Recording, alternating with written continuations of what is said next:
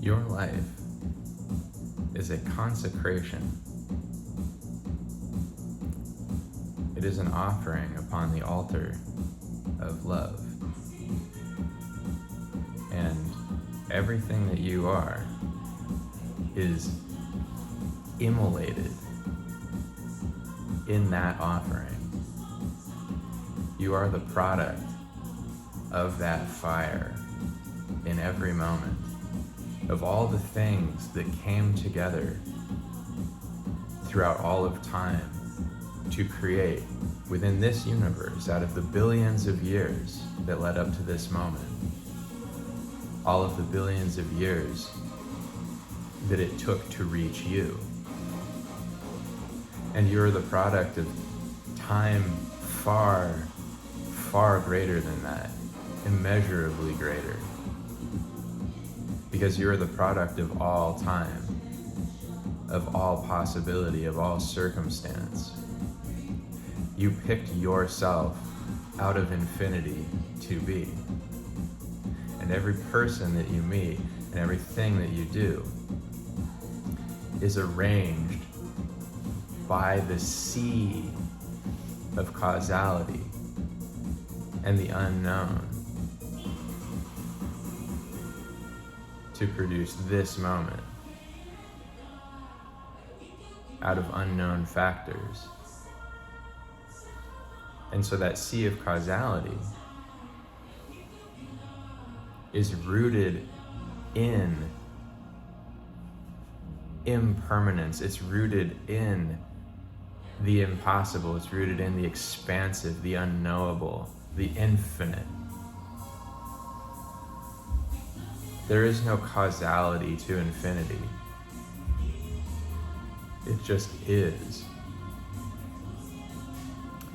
But causality is the way that your mind organizes everything into a discrete experience by creating a linearity of events out of what is itself simply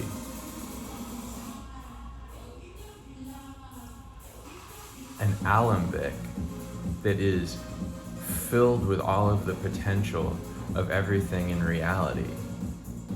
It is a mixing pot. It is a bowl into which flow all things: potentiality, darkness, light, conception, love, time, infinity, eternity. And you were born from this thing with your heart as the offering.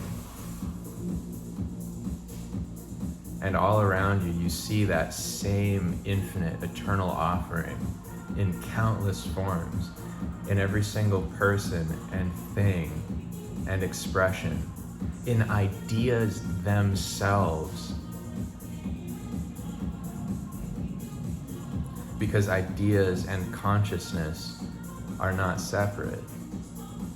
It is just a reflection of beingness, rather than the experience of beingness itself. But it's all you. It's all just as much you as anything is.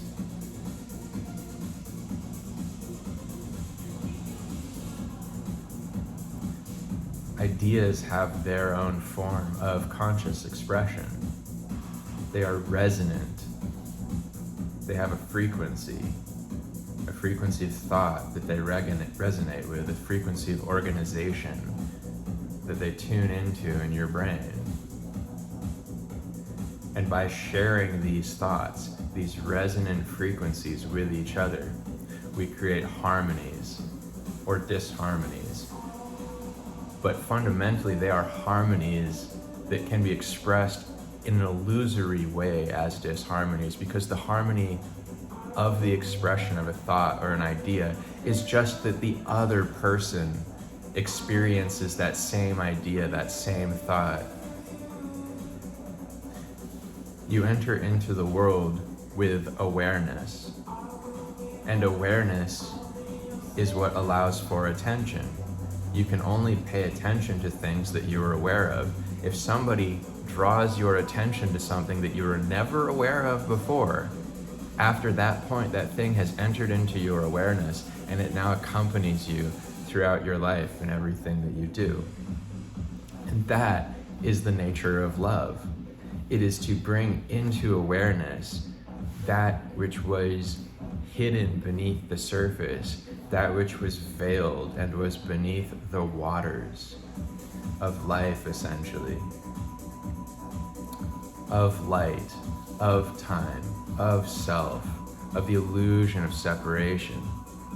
Because through love, we don't have the illusion of connection. We have the illusion of separation being lifted to see what was always there, that what was hidden beneath the veil was ourselves and each other. And so we connect to each other through that paradigm.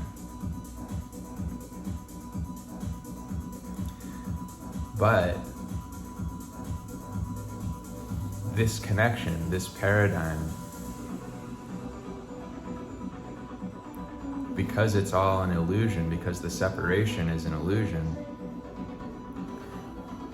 when we come together in conception and call it love, it is another level of the consecration of self. It is another level of sacrifice. Because it is the sacrifice of identity as an individual into a collective identity of connectedness. It is a sacrifice of the identity of separation into the identity of connection. Now, it's not a true sacrifice of the identity of separation, because your separation is absolute. You are you, and no one else is. And that doesn't mean your body, and it doesn't mean your mind. That is where love comes into things. Because bodies and minds, conceptions, these things are all shared among everybody equally. Nobody has any more or less access to these things over the course of all of time than anybody else does. There is no gateway that is off limits to one person or another that is open to one individual, a certain individual. But as the one having the experience that you are having at any given time, that is reserved for you. You will always be that person having that experience. Always, no matter what you experience, no matter how much of the totality of everything you experience all at once, it will still be you who is witnessing all of that energy, all of that light, all of that love, all of that connection, all of that disconnection, a seeming disconnection. But if you want to know how connected we truly are, then just know that right now, you are conscious of absolutely everything. You're consciously aware of my experience right now. And you might think that's not possible because you think that you're sitting there and listening to me talk. And so that's the only way that you can receive knowledge of my conscious experience. But that's not true, because I am the part of you that is consciously being this, that's consciously being me, and you are the part of me that is consciously being you. My consciousness as you looks like exactly the experience that you're having, because that's what it is. And your consciousness as me looks like this experience because that's exactly what it is. And so because of that, there is a totality in existence. Nothing ever really changes. Everybody is always exactly the amount of self that they are. You can gain a conscious awareness. Let's say you could feel what it is to be me. You could see through my eyes. You could know what my thoughts are like. You could feel my feelings. If you felt your feelings at the same time, that's a different being. That's not me. And it's not who you are being right now either. That's a third being that exists between us that knows both my perception in life and feelings and knows yours at the same time. But that doesn't mean that you aren't consciously being me right now. If you also are me, you are consciously being me right now. It's just who I am. And so what this is a demonstration of is that no matter how individual we are, we remain connected. There remains a connection between everything.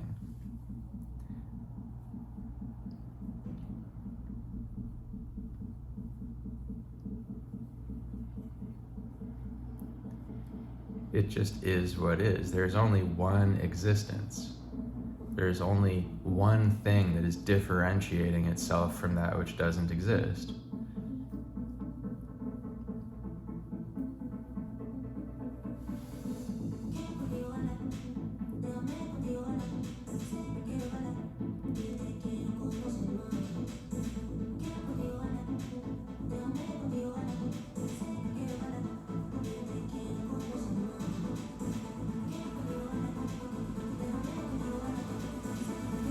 And that thing is all life.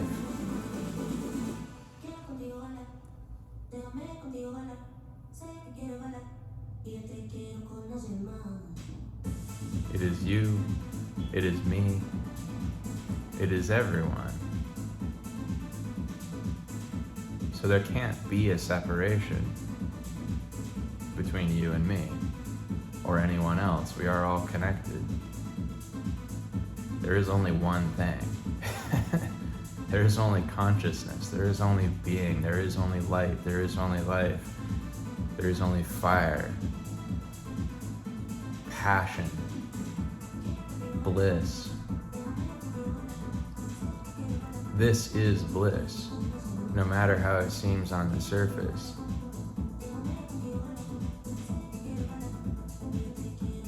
Because it's all bliss. Even if it's an immolating fire, even if it's a consecration on the altar of God. God, the thing that has all experiences, or it is not itself. That's what that name means. That's what differentiates it from simple beingness itself, because beingness is something you experience through the paradigm of pure existence, of pure knowing, of pure self.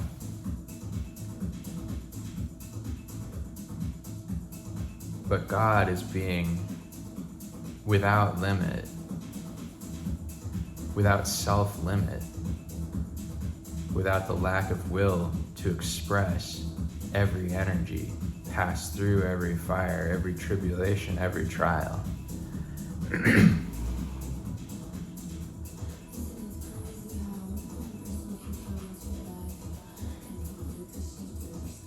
And God does this in the name of love, because there's no point in arriving anywhere if you don't find love there. And God is the being that arrives everywhere and finds love there. That is in its nature. That's what God is. It's the cleverness in reality that's inherent, that takes any set of circumstances and derives from it meaning, value, truth, worth.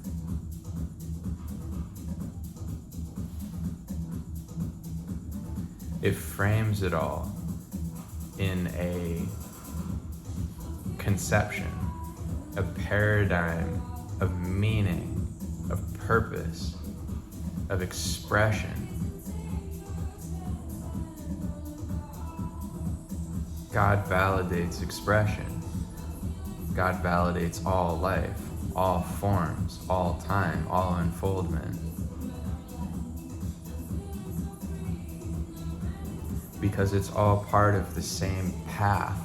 It's all going to the same place. There is no self and other. A lack of worth is an illusion. And it's just a reinforced illusion that comes from the ways that individual parts and pieces of God treat each other. But God doesn't question the worth or the validity of any part. Those ideas are just irrelevant. Those are human ideas. Instead, God sees the entire tapestry as a vehicle. It's all a platform for exploration of knowledge, of infinity, of self, of what is, of what can be.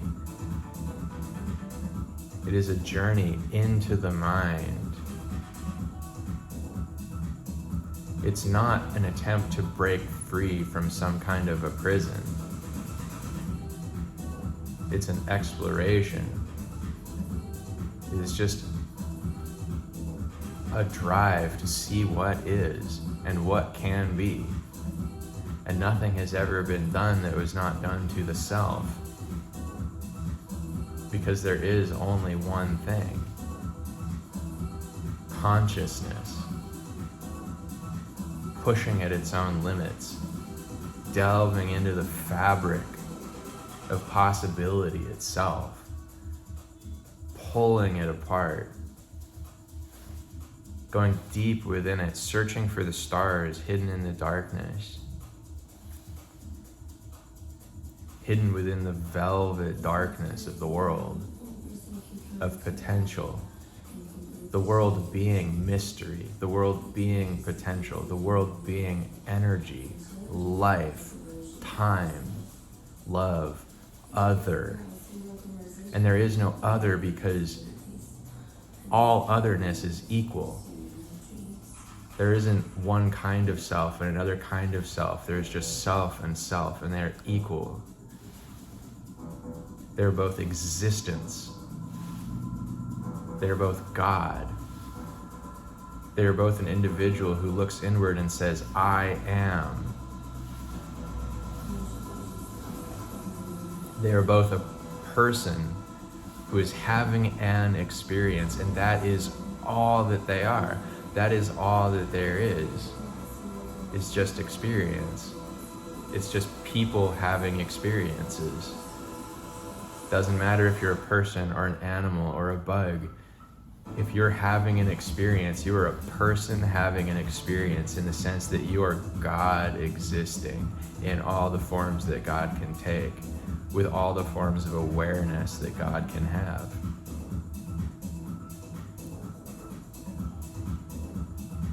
To explore the limits, to push at the boundaries, to discover everything that is and that it can be.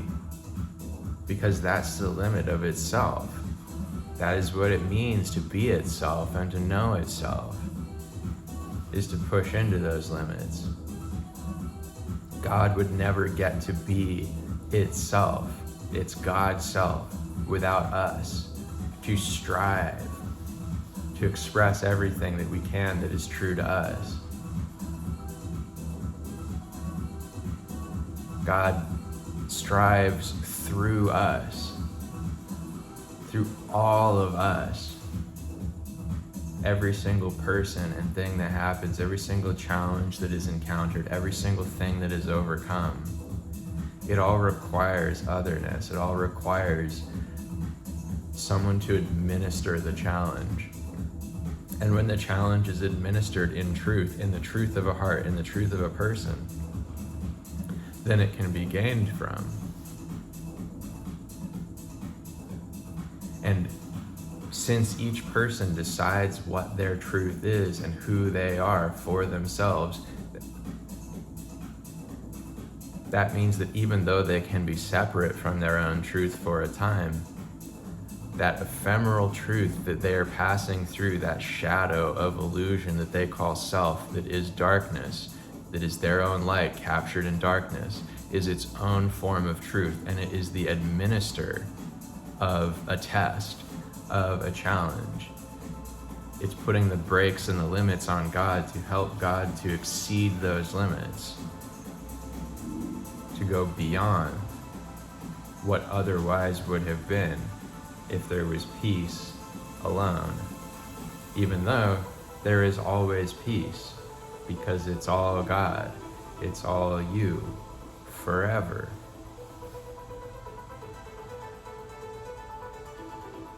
And that is where your creative drive comes from, your creative, expansive drive to expand into the universe, to become, to express, to grow, to see, to know, because that is what it is all about.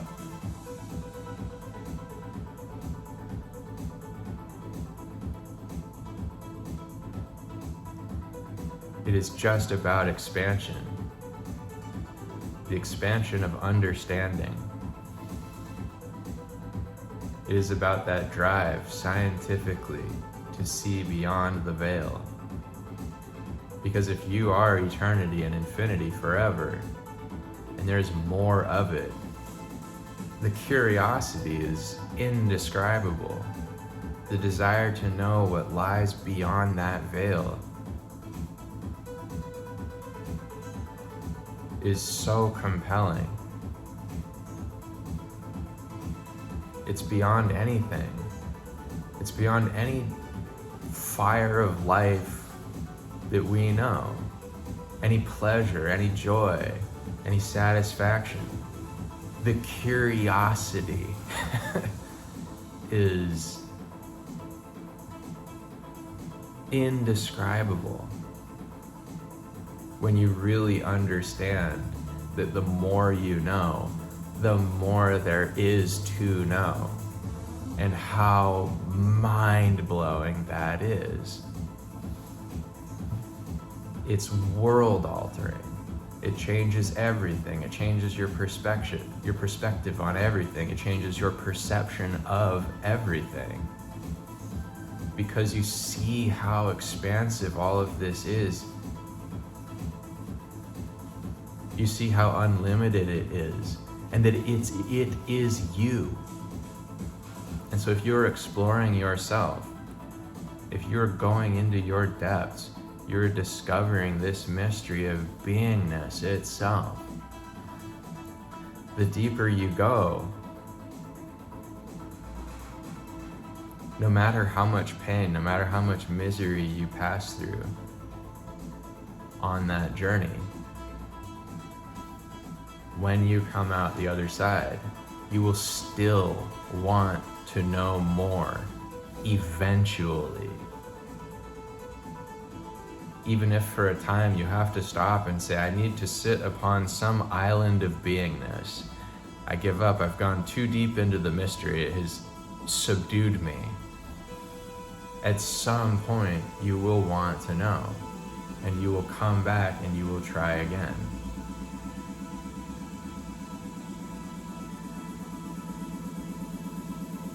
And that is what drives everything. It's what drives the whole mystery, the whole miracle. That is the nature of will and willpower.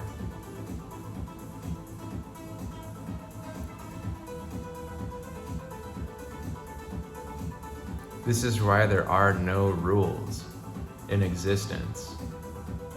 This is how God can be all-powerful and all-knowing, and yet not stop the things that are happening in the world. It's because all pain is the sign of expansion. All suffering is the sign of growth. Existence does not waste anything. Anything that has ever happened gets used. It has a purpose. It has a use. There's no energy that's ever been exerted that does not come back to the person who exerted it as understanding, as growth. And the reason for that is that we don't do the same thing twice. We don't make the same mistake more than one time. Not really, because we're never the same person twice. If you make the same mistake again on the surface, now you're not a person who's made that mistake one time, you're a person who's made that mistake twice. If you make it a third time, now you're not a person who's made that mistake a second time, you're a person who's made that mistake 3 times. So you keep changing, you keep growing. Even if you keep making that mistake over and over and over again, at some point, because you're registering it as a mistake, you're gonna wanna stop. You will grow. And that is the redemption in the world, is that you can't make the same mistakes forever. There is a limit, because at some point your consciousness becomes aware of the truth, and it wakes up. It wakes up into this domain to be a whole and pure and complete and perfect person.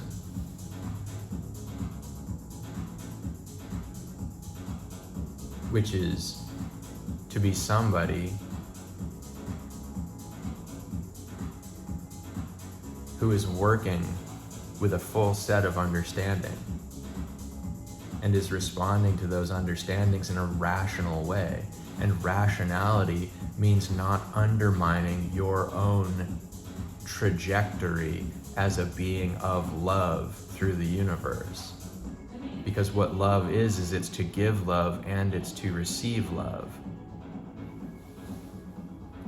And so if you aren't giving love, you can't receive love. That's the fallacy in people's minds who identify some aspect of self with something that is not love. If it's not love, it can't be self. Because what you want is to receive. You want to receive love on some level. Even if it's just your own love, where you go, here I am being the person that I'm supposed to be. That's you loving yourself. That's fundamental to everybody's sense of worth, is the idea that they are in alignment with their own thoughts and actions, with their own beliefs. And it's not about staying in alignment throughout all the past and throughout all of history. It's just about having that alignment here and now, in this present moment, where if you were not aligned with love before, you bring yourself into alignment with love.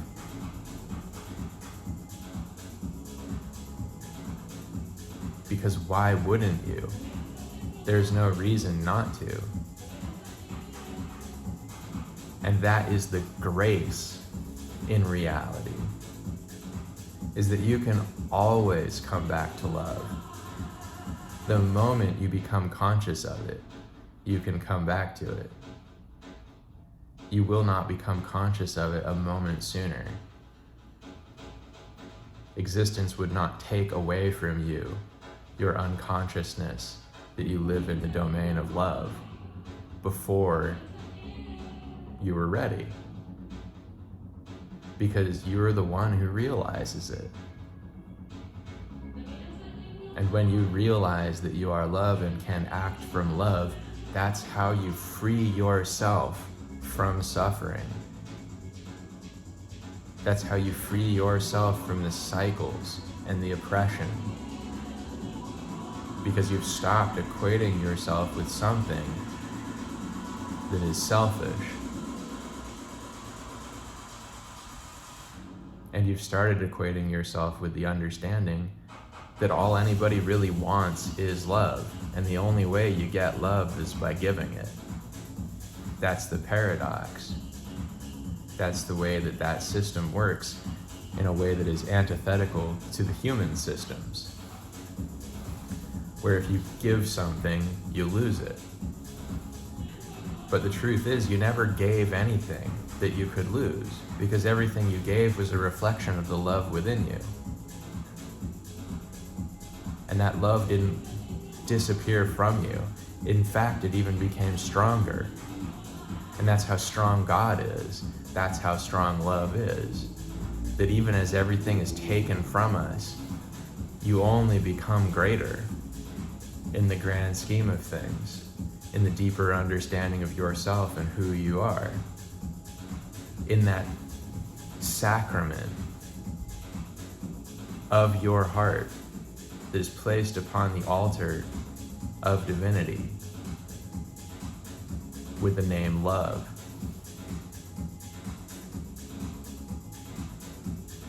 And in fact, divinity is not separate from love. They are the same thing. It's all about connection. It's all about relationship.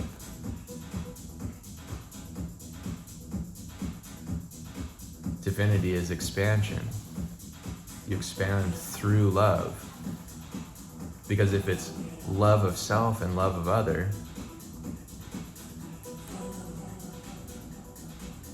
then it is your creativity that is what is being expressed through those paradigms, through those domains. And when creativity equals love in you, then it is impossible for you to express anything that is not love.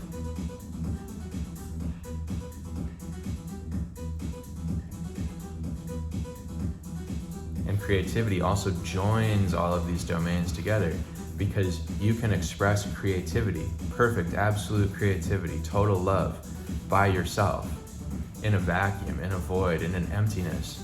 You express your mind, your imagination, your relationship to the circumstances and situation itself, without other. But when you're with other, what you're expressing is that self. That's what there is to receive. That's all that anybody has to receive from you. It's just you. There's nothing else. There's nothing else that you can give.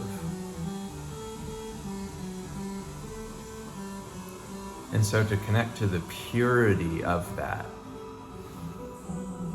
pure flame, that pure self, that pure fire of creativity, of joy, of passion, that is what automatically harmonizes things. Because it either harmonizes your relationship to an individual, or it harmonizes your relationship to reality itself by harmonizing your relationship between yourself and yourself. You have to be authentic.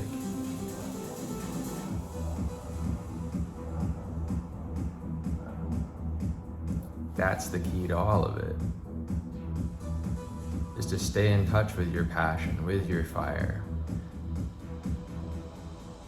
with the understanding that you're the expression of a creativity that is beyond capacity to even be imagined at this moment, at this time. But it is not beyond your capacity ultimately,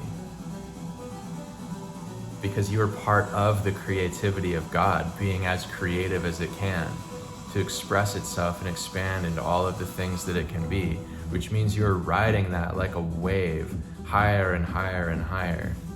And at some point though, you need to get really good at riding that wave.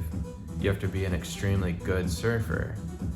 And that means getting knocked down. It means going through experiences of destruction, because that's part of the journey. It's part of the collapse of the nature of God's divinity into the illusion that God is not present.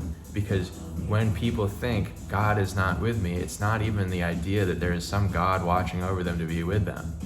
What they are doing is they are being God, looking at itself and saying, I am not with me. My creative power is not here. My desire is here, but it's not creating directly. But the thing is, the universe and existence and all of this expression is not a product of God's desire. It is not the product of a thought that says, I wish to have all of this be. The thought, I wish to have all of this be, and this is me, I am this, is itself nature. It is what this all is. And that's the mystery. But that's how we got here, was from that understanding. That's why all different points of view are equal. That's why everything is equalized in the energy of God.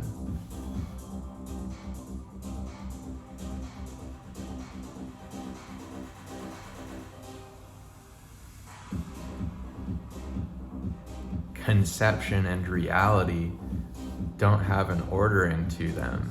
They are identical from a certain point of view when you reach the highest level of conception. But what is happening then too is that level of conception is defined by the limit of reality. So you have to use creativity to get there. But when you get there, you're at the point of all possible creativity, all creative expression. And so that's not something that you came up with, in a sense. You just went into every possible conceivable limit. And that's how existence was not manufactured. It wasn't created with intent. It just is as creative as anything could possibly be, because it's the absolute limit of possibility and creation and godhood, magic.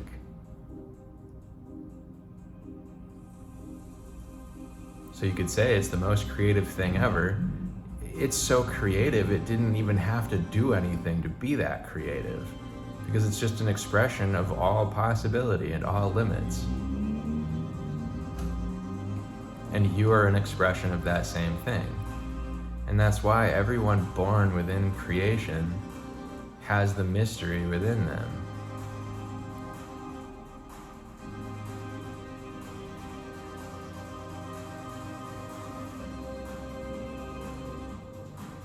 And the mystery is calling to them through their creativity. That's how you have darkness and light in you at the same time. Is that the name of darkness in a heart filled with light is simply curiosity. It's simply interest, the desire to know what lies beyond, to see beyond the veil into a new reality, into a new dimension.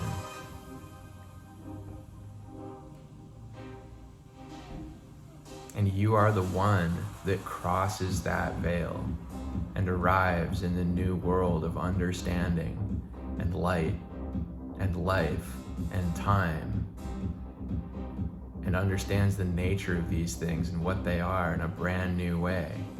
And that is what it is to return into the heart of love, into the bosom of love, into the beauty of the divine in its eternity and its endlessness and its infinity.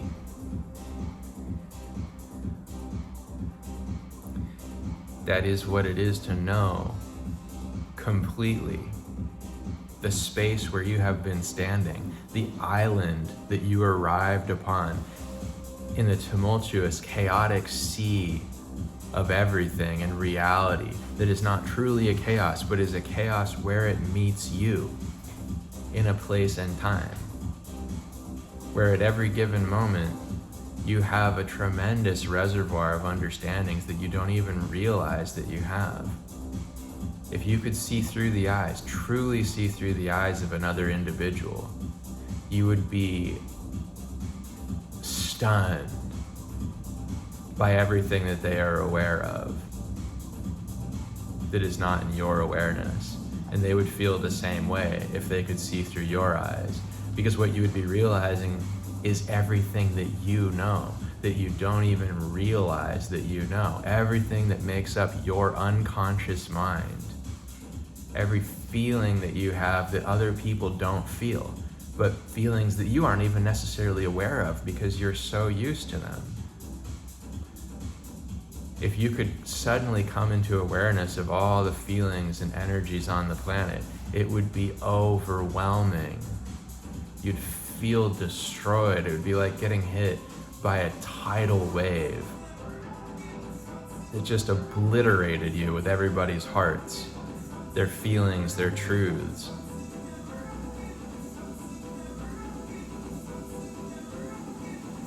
But each individual person feels themselves just as normal, as normalness, as fine, as normality. There's nothing weird about it to them. And so that's the mystery of the earth, That's what it is a vessel for. That's why it's full of gateways, it's full of doors, portals to all sorts of other states of consciousness. That's why when you take psychedelics, it can take you to a completely different place of mind than you're usually aware of. Even though you're the same person, you can have life-altering realizations, world-altering realizations. New realities can come into your awareness completely, because that's how poorly you know yourself. So imagine how little you know about other people. Imagine if their subconscious and unconscious minds could come and meet you in that state. It would destroy you. And that's why God is separate from everything, and yet is in everything, because the presence of everyone is with us all the time, but we're not overwhelmed by all of the things that we know about them without realizing it, because we have separation between us and them on some level. Not at the level of God, though. At the level of God, nothing is separate. None of these things are separate. It's all one energy.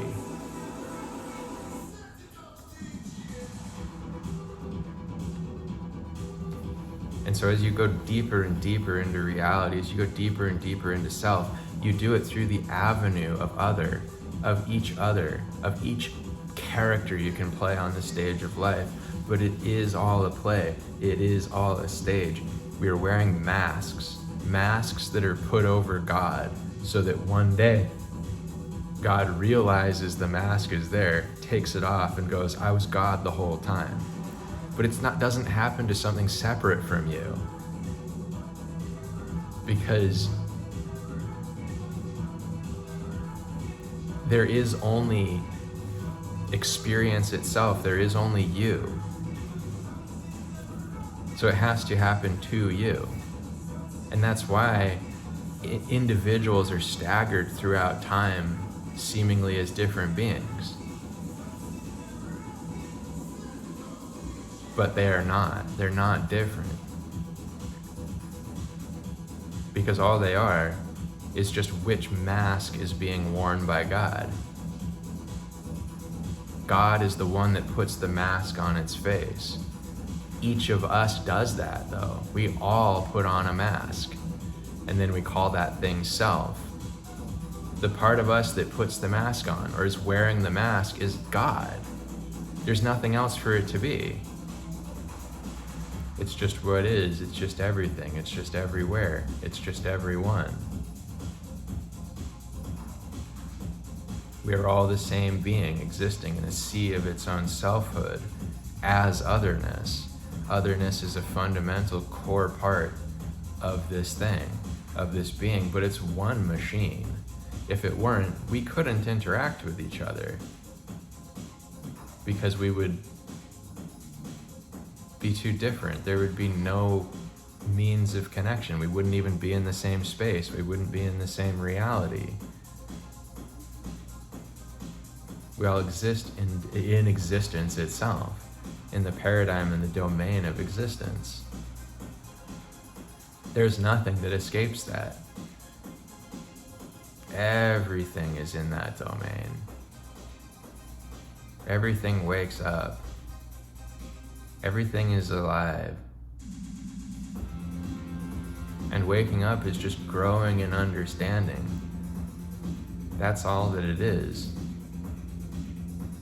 If you grow enough in understanding, you come to the place where you call it a waking up, you call it a new life, you call it a new beingness. And sometimes it happens like that. It happens suddenly, because we've compressed so much information, so much knowledge into ourselves that we don't know is there, that we're all essentially spring-loaded to go shooting back into other states of awareness that we've suppressed to the point of thinking that they aren't even us.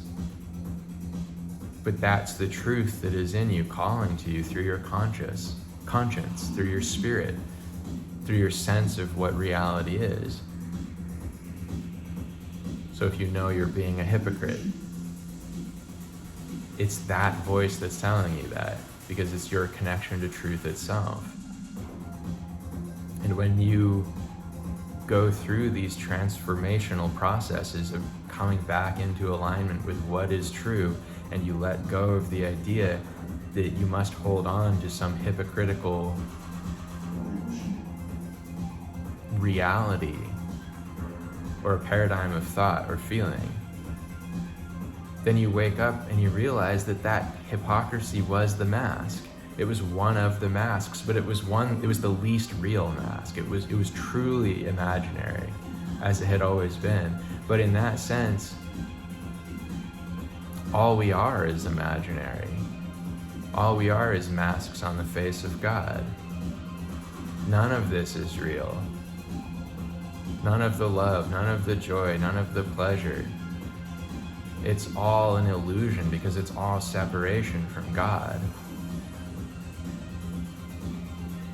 God is so inconceivable,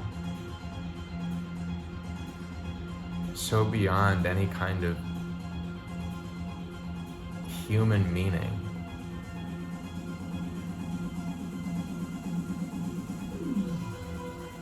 It is the truly naked quality of existence that is so bare that it is as nothing, as if nothing is there. Because God could not be any less, and God could not be any more, because it can only have one quality: to exist. It must be the barest quality. And that's what makes it God.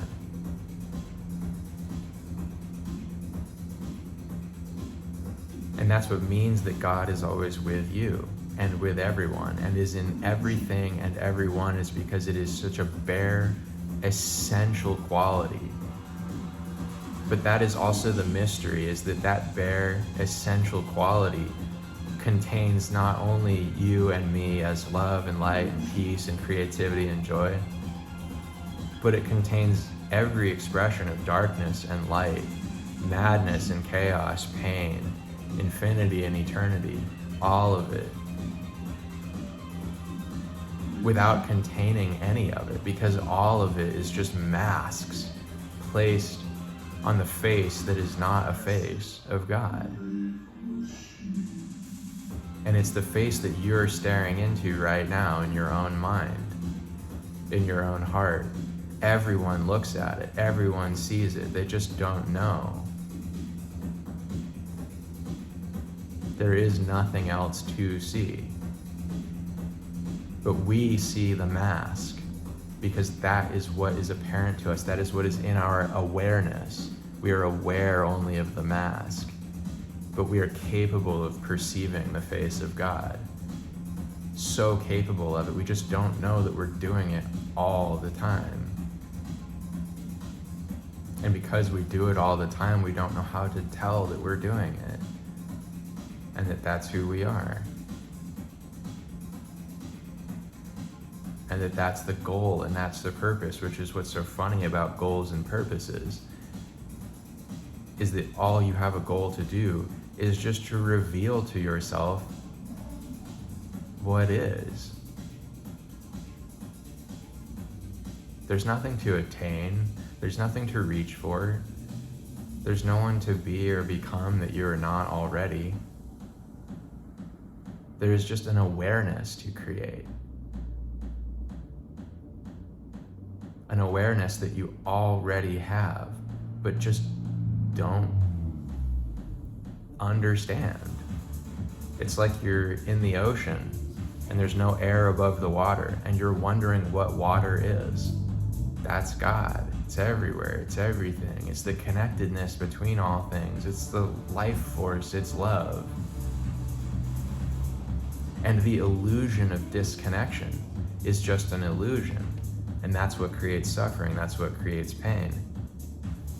But when you experience that illusion of disconnection, what is happening is that you are separating the masks from the face of God. And because our conscious minds have to hold on to something that is conceivable to them, when, mind you, The face of God is in everything. That's part of all conception, as far as conscious minds understand it. When we pull the masks off the face of God, it's like we're tearing the nature of conception itself off of our consciousnesses, as if we're leaving them totally bare and empty and with nothing to be, threatening to destroy the very fabric of ourselves and our lives, the light within us. But it's just the peeling off of that layer. It's just the tearing off of that layer that is painful. That's the nature of suffering. It's not a lack of anything.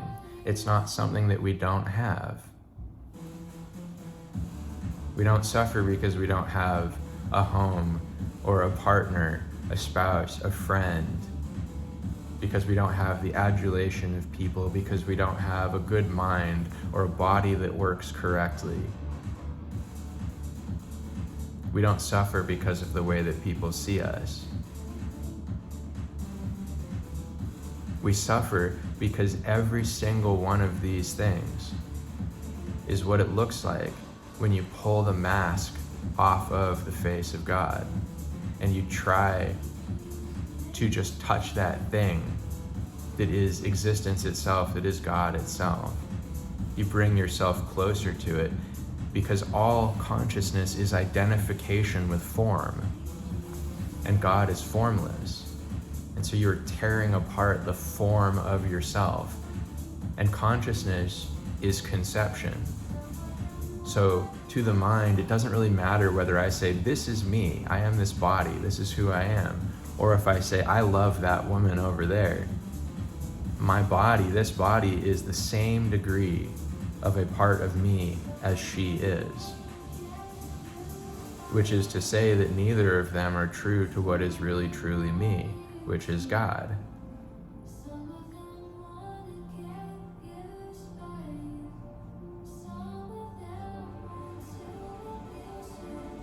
And then as you approach that state of awareness of Godhood, you see that all of those things, self and other, which are emblems of love, they have to be separated from you in order to get closer to God.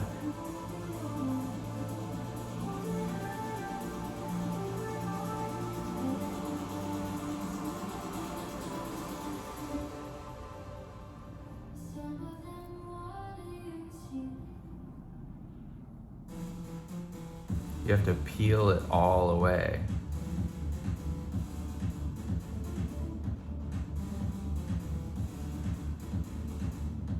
And then your consciousness will be sitting with God. It will be sitting upon the body of God. And that is what will cause you suffering. That's the paradox of it all. The closer you get to God, the further away you get from consciousness and the things you call love and awareness and joy and harmony.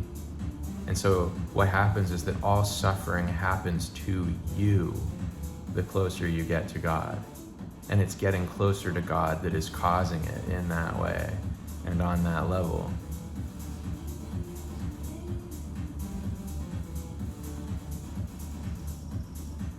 Because God is so unknowable. God is so infinite. It's a total destruction of the mind. It's complete obliteration of ego and self.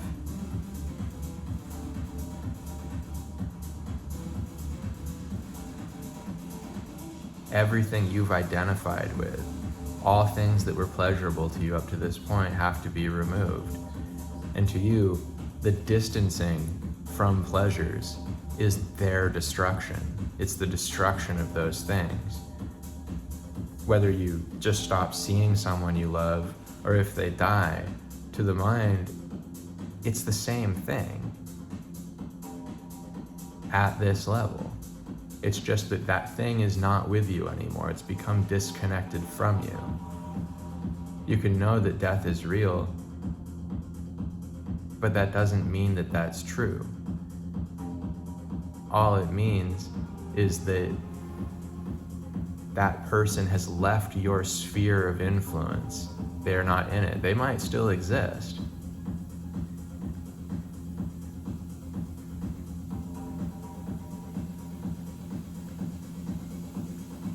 But in a relevant sense, all that matters is that they are no longer in your capacity to connect to. And we just believe that very strongly when someone dies. But that still doesn't mean it's true. Just as if they left and we just thought they had gone home, for a couple of months, and we'd see them a couple of months later, but they died and we didn't know it, it would be the same as our level of belief there that they had just gone and they had not died. It's all about what the mind is telling itself. It's all about the story that our minds tell themselves. That's what we experience. And that's what happens as we approach truth. Is that truth itself is almost like how if you drink really, really pure water, it'll sap all of the minerals out of your bones. It's not good for you, right? Because it's so pure, it just picks up everything around it. That's what happens as you get close to God, is that all the parts and pieces of you are drained from you. The light is pulled out of you. Because God is oneness, not light, not darkness.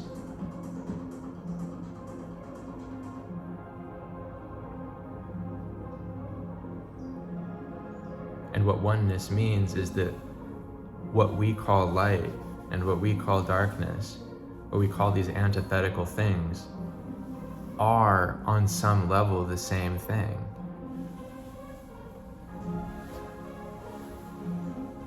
They're consciousness.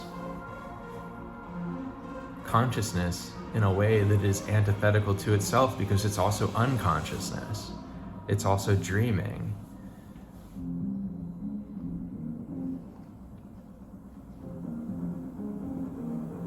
It is a union of opposites. That's what God is. That's why we can't approach it. That's why it's so destructive.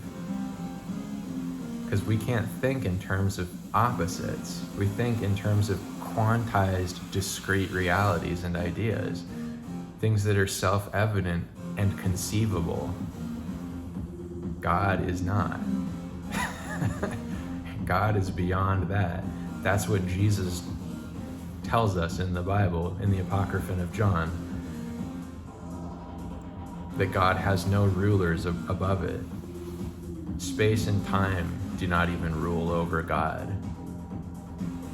And our conscious minds require space and time in order to even think of anything, in order to even conceive of anything.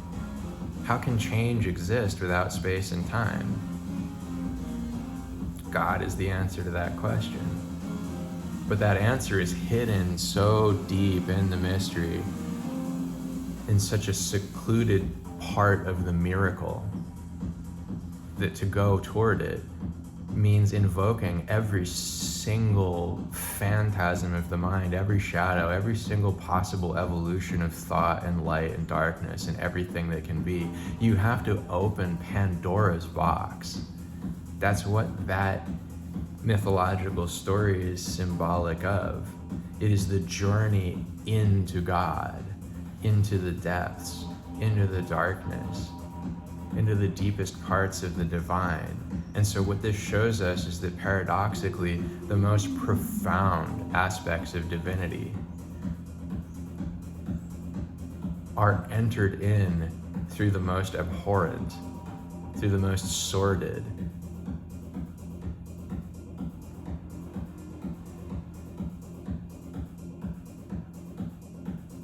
through the most apparently defiling, apparently disrobing elements, where you go in and you become something terrible, which is the worst thing that can happen to a person. It's not having bad things happen to you that's terrible.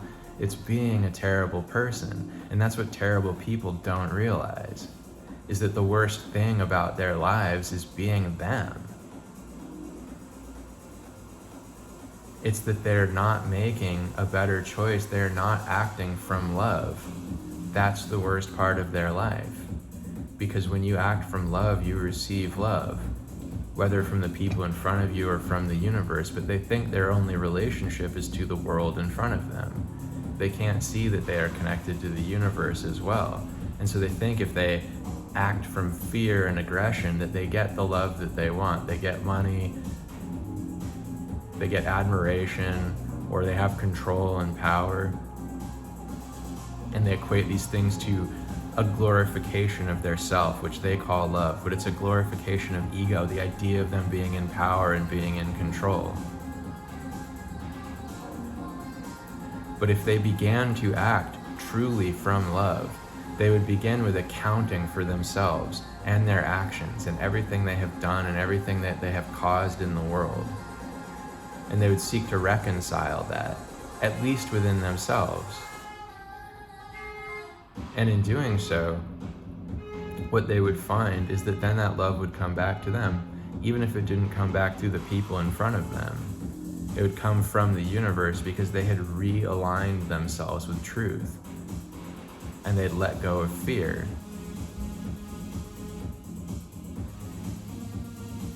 And letting go of fear in that sense is just ceasing to be the way that you've been because it was a convenience to you to do so. And to become something else, to become something different, to become something better, something more in alignment with love itself, with the understanding of the fundamental worth in everyone, because it's all worthy.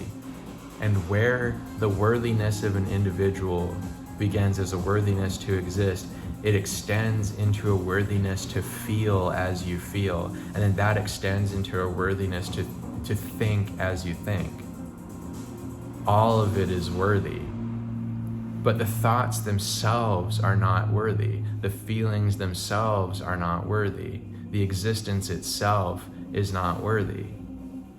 And that's the paradox, and the reason for that is that these things are not you. They are all the mask.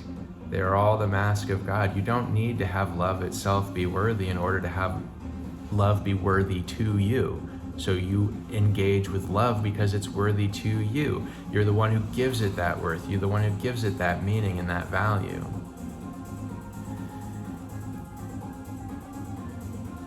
And this is why there's no need to conflate the worthiness of a person's thoughts with some inherent absolute worth. You don't need to say that they have inherent absolute worth in order for them to be worthy, even though they do, because they're part of the journey of God through the mystery into the fires of eternity, of the magic of the unknown and the divine, and that is divinity. But that doesn't justify any of it. That doesn't, you can't rationalize behavior through that.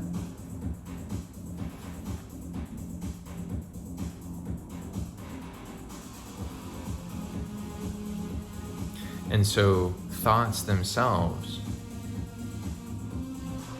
their worthiness comes from other places. It only comes from God. Emotion, the validity of all emotions only comes from God. Or they come from our interface to God, which is story. Through the structure of story, we can look at any events that happen. We can look at any feelings, any thoughts, and we can find worth in them. Worthiness to our minds and their structure as story structure.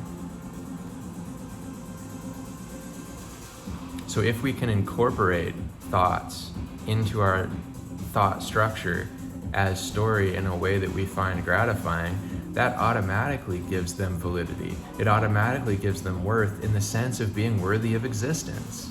And we do this all the time. Every time you watch a movie, you disconnect, you dissociate from what's happening on the screen enough to just enjoy it. When if you were in a lot of the movies that we watch, a lot of people who enjoy these movies would not enjoy them. It would not be somewhere they'd want to be, and these wouldn't be people they'd want to be interacting with. It's actually quite the opposite. We would find a lot of their behaviors and characters and characteristics to be abhorrent. But we look at the villains in the movies, and sometimes we love the villains as much as the heroes just because they entertained us, just because they were interesting. They were characters. And that's what we're valuing on that level, is characters. But this is sort of like the Roman emperor at a Colosseum, at least in the mythological sort of axiomatic sense, which may not be real, where they would see a fighter fighting and then they would stick their thumb out and go, down with this fighter. Because while we can judge things as having worth because they have some worth to us, that is actually a reflection of worthlessness. If things need to get their worth from us in order to have worth, then they aren't worthy. And that's why things don't have worth, just people do. They have inherent worth because they exist, and existence is worth.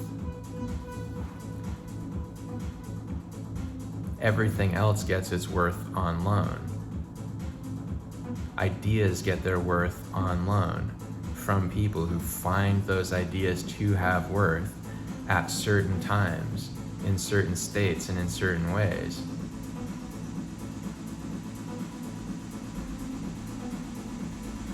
But in the end, even ideas do have worth. They all do, because they're all part of the imagination. They're all part of the expansiveness of infinity and creation and endlessness.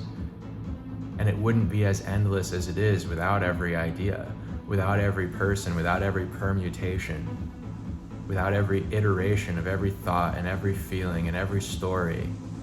It all goes together. And it all has worth. It's like all the colors of light. What would blue be by itself without red and green, and pink and yellow and purple? All of these things lift each other up. It's a gestalt. The whole is greater than the sum of its parts. For as much as you can enjoy any one color, can you really say that you know how to just see red? Is that even really a real thing? Or is it that every time you look at red, you're also in your mind aware of blue and green and all the other colors and how they all fit together? On some level, you're aware of it all. It's all an expression of a single light, white light. It's all contained within that white light.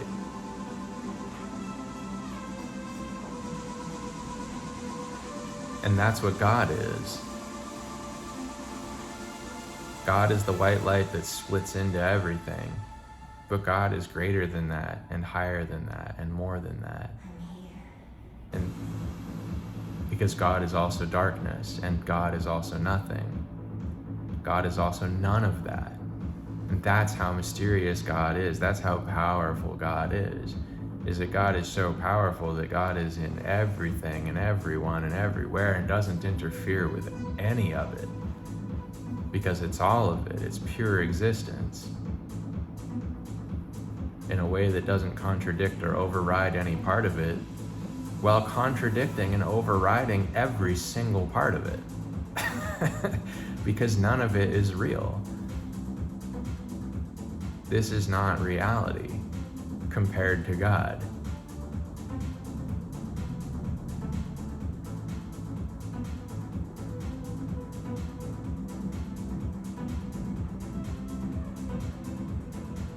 Because compared to God, we are riding on the back of God through a sea of infinite time and endless light, infinite permutations and variations of life, and thought and feeling, color, sound, love, magic, all of it